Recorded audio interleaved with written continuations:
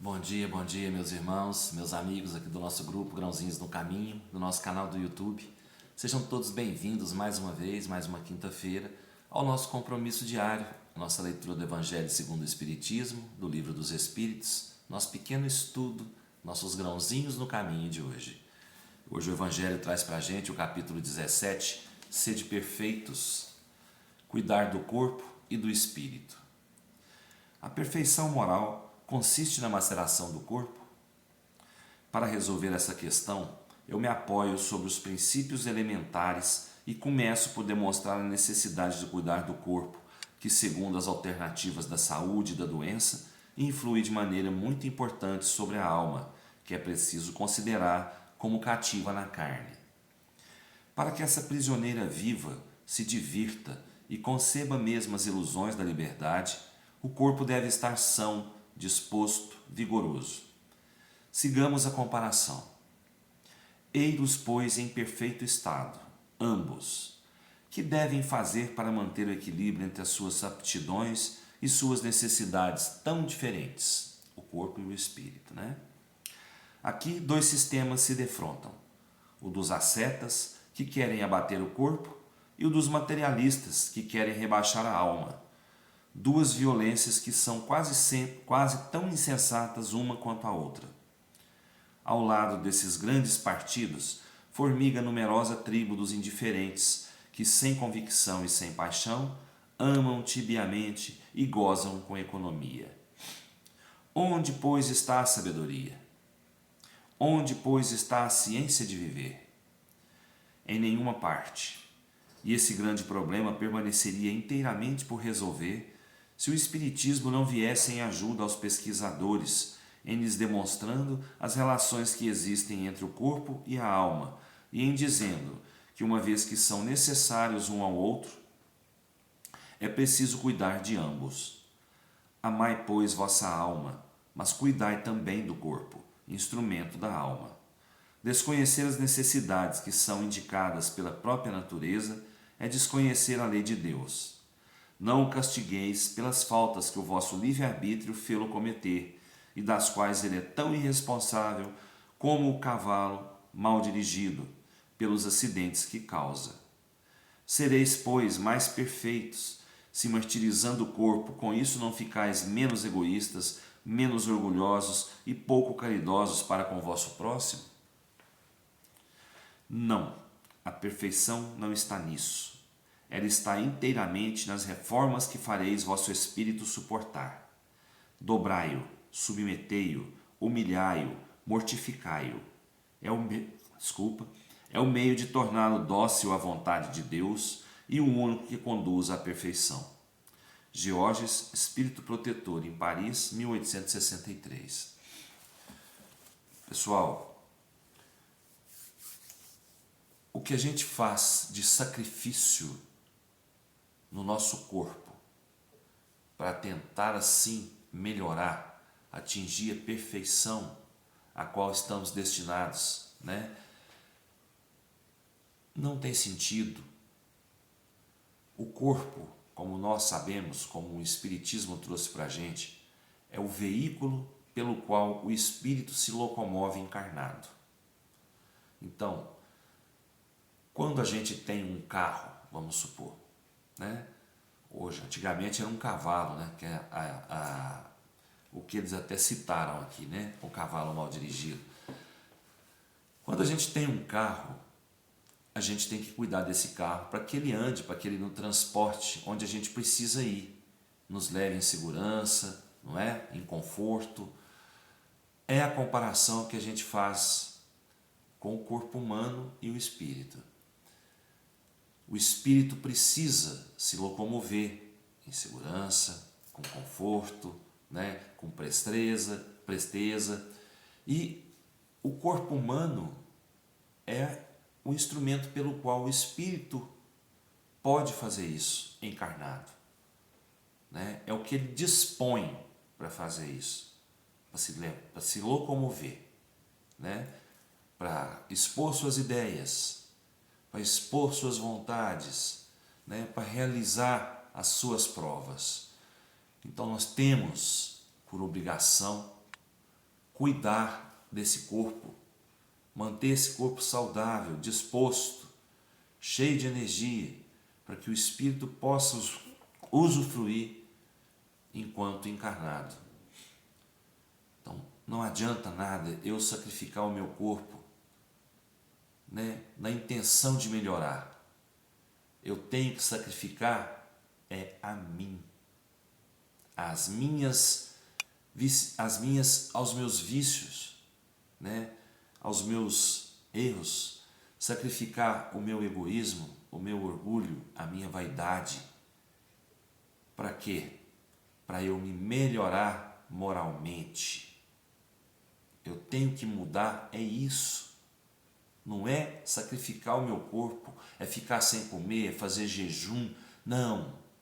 Eu tenho que sacrificar os meus erros. Eu tenho que sacrificar os meus defeitos, para que com isso eu me melhore, moralmente, eu atinja em algum tempo a perfeição à qual eu estou destinado como filho de Deus. E o que Deus quer da gente é isso, que a gente atinja a perfeição, mas não pelo sacrifício do corpo, e sim pelo sacrifício dos meus vícios, dos meus erros.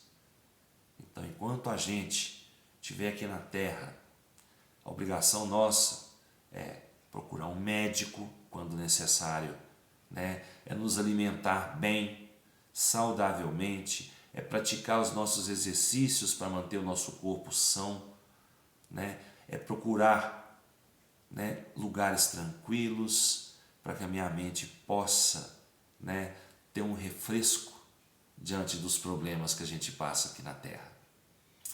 Então vamos lá, vamos cuidar da nossa moral, cuidando bem do nosso corpo. Nós precisamos do corpo, o espírito precisa do corpo. Então, nada mais justo, nada mais correto do que a gente cuidar desse corpo. Não sacrificar o corpo pelos nossos erros, né, causados pelo nosso próprio livre-arbítrio. Tá bom? Então vamos sacrificar é o quê? Nós vamos sacrificar é o nosso orgulho, é o nosso egoísmo, né? E a nossa falta de caridade. Vamos procurar então mudar o jeito, né, que a gente encontra para crescer um pouquinho. Né? Não adianta nada eu fazer um jejum se eu continuo fazendo os erros, né? Se eu continuo praticando as coisas erradas. Vamos cuidar mais do corpo para que o espírito possa caminhar mais suavemente. O Livro dos Espíritos traz para a gente hoje o capítulo 8 ainda, a emancipação da alma. Nós estamos falando aqui, nesse capítulo, do sono e dos sonhos. A questão hoje é a 411. O espírito encarnado, nos momentos em que se desliga da matéria e age como espírito, conhece a época de sua morte? Frequentemente ele a pressente. Algumas vezes tem plena consciência. E é isso que no estado de vigília lhe dá a intuição. Daí vem o fato de certas pessoas preverem algumas vezes sua morte com grande exatidão. Quer dizer, o espírito, quando se desliga momentaneamente, né, da matéria, do corpo físico, ele tem a consciência do espírito, ele se lembra de tudo, né, e ele tem acesso a muitas informações que encarnado não tem.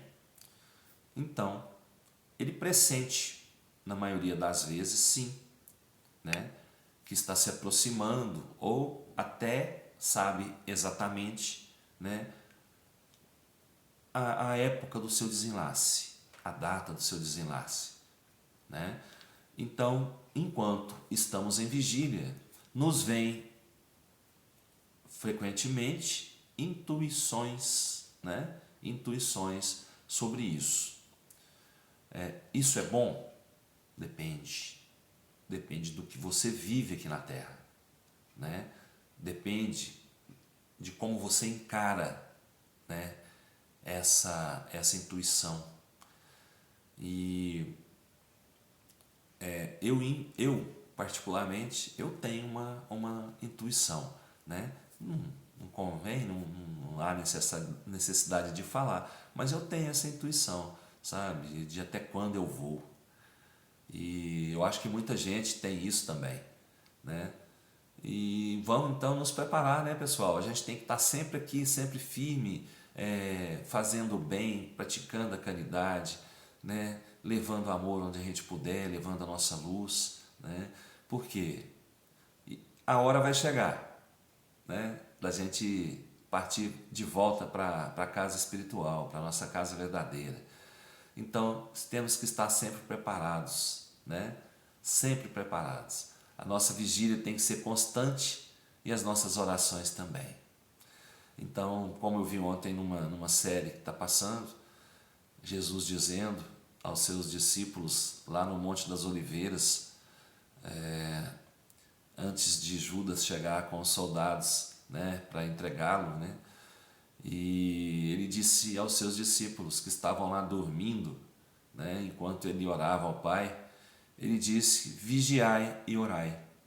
É o que nós temos que fazer, né? Nos preparando para o dia em que partirmos de volta para a casa verdadeira, para a casa espiritual.